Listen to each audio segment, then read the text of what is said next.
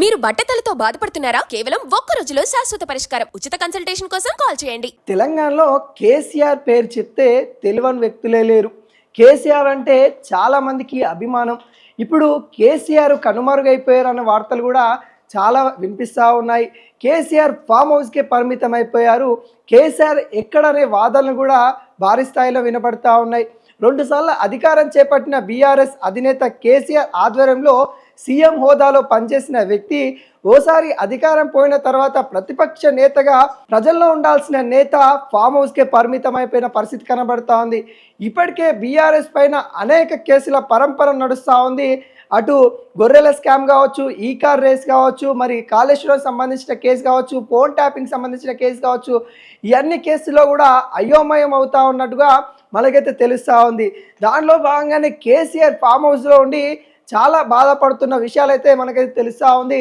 ఇప్పటికీ కాళేశ్వరం కమిటీ ఏదైతే piece Coast commission ఏదైతే ఉందో ఇచ్చిన నివేదిక పైన ఏదైతే బీఆర్ఎస్ నేతలు కూడా సమీక్ష చేస్తూ ఉన్నారు. ఏ విధంగా ముందుకెళ్దామనే దానిపైన సమీక్ష ఏర్పాటు చేసుకొని చూస్తున్న పరిస్థితి కనబడతా ఉంది. కేసీఆర్ కూడా కుంగిపోతున్న పరిస్థితి కనబడతా ఉంది. కేసీఆర్ చాలా బాధపడుతున్న పరిస్థితిని ఇప్పుడైతే కనబడతా ఉంది. ఎందుకంటే ఒకవైపు కన్న కూతురు జాగృతి పేరు మీద తన కార్యాచరణ తనే చేసుకుంటూ తను ముందుకెళ్తున్న పరిస్థితి కనబడతా ఉంది. మరొక వైపు కేటీఆర్ బీఆర్ఎస్ మొత్తం బాధ్యతలను తనే చూసుకుంటున్న పరిస్థితి కనబడతా ఉంది. ఇప్పటికీ కేసులన్నీ వచ్చినప్పటికీ కూడా ఏం చేయాలో అంత చిక్కని పరిస్థితిలో కేసీఆర్ ఉన్నట్టు కూడా కనబడతా ఉంది. ఒక పద్మవ్యూహం లాగా దాంట్లో ఇరుక్కపోయినట్టుగా మనకైతే కేసీఆర్ ఉన్నట్టుగా తెలుస్తూ ఉంది. ఎటు వెళ్ళినా కానీ కాంగ్రెస్ పార్టీ అధికారంలోకి వచ్చిన కాంచెలి ఎటు వెళ్ళినా కానీ ఒక కేసు అయితే బీఆర్ఎస్ మీద పడుతూనే ఉంది. ఎప్పటికీ వార్తలు వస్తూనే ఉన్న పరిస్థితి కనబడతా ఉంది.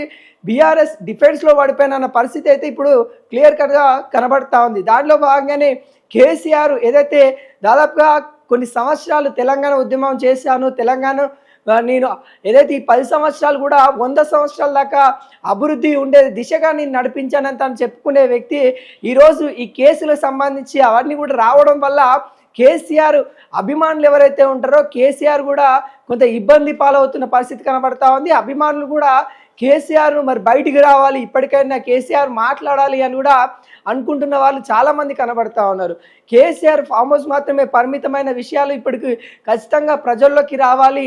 ఏదైతే బీఆర్ఎస్ సంబంధించిన 25 సంవత్సరాల రజతోత్సవ సభకి ఎలకతుర్తిలో పెట్టిన సభకి మాత్రమే బయటికి రావడం అయితే జరిగింది. తర్వాత పార్లమెంట్ ఎలక్షన్స్ ముందుకు బయటికి రావడం జరిగింది.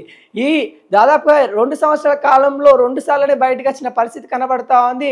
మరోసారి కాళేశ్వరం విచారణకి వచ్చిన పరిస్థితి కనబడుతుంది. అంటే ఈ ఘటనల ద్వారానే బయటకు వస్తూ ఉన్నారు. కానీ ప్రజల సమస్య ఉన్నప్పుడు కూడా కేసీఆర్ బయటికి రాని పరిస్థితులు కనబడతా ఉన్నాయి. ఈ నేపథ్యంలో బీఆర్ఎస్ అభిమానులు కావచ్చు, బీఆర్ఎస్ నేతలు కావచ్చు, బీఆర్ఎస్ అభిమానులు ఎవరైతే ఉన్నారో వాళ్ళందరూ కూడా కేసీఆర్ బయటికి రావాలి, ఆ కేసులో కూడా అసెంబ్లీకి కూడా రావాలి. కేసీఆర్ ఇప్పుడు స్పెషల్ ఏదైతే అసెంబ్లీ సభలు ఉండబోతా ఉన్నాయి వాటికి కూడా కేసీఆర్ హాజరు కావాలి అన్నట్టుగా కేసీఆర్ అభిమానులు చెప్తా ఉన్న పరిస్థితి కనబడతా ఉంది. కానీ కేసీఆర్ కొంత అయోమయంలో ఉన్న పరిస్థితి అయితే కనబడతా ఉంది. గందరగోళం పరిస్థితిలో బీఆర్ఎస్ ఉందని కూడా చెప్పవచ్చు. ఇప్పటికే బీఆర్ఎస్ నేతలు పార్టీ వీడిపోతున్న పరిస్థితి కనబడతా ఉంది. బీఆర్ఎస్ నేతలంతా ఒకవైపు వేరే పార్టీలో కలవాలన్నట్టుగా చూస్తూ ఉన్న నేపథ్యం కనబడతా ఉంది. ఇప్పటికీ గెలిచిన ఎమ్మెల్యేలు 10 మంది పార్టీ ఫిరాయించిన సంబంధించిన కేసు కూడా నడుస్తూ ఉంది. వాళ్ళ పార్టీ కూడా వెళ్ళిపోవడం అంటే బీఆర్ఎస్ను వదిలి వెళ్ళిపోయిన పరిస్థితి కనబడుతుంది. ఇప్పుడు మాజీ ఎమ్మెల్యేలు కూడా వెళ్తా ఉన్న పరిస్థితి అయితే కనబడతా ఉంది. ఈ అన్ని విషయాలను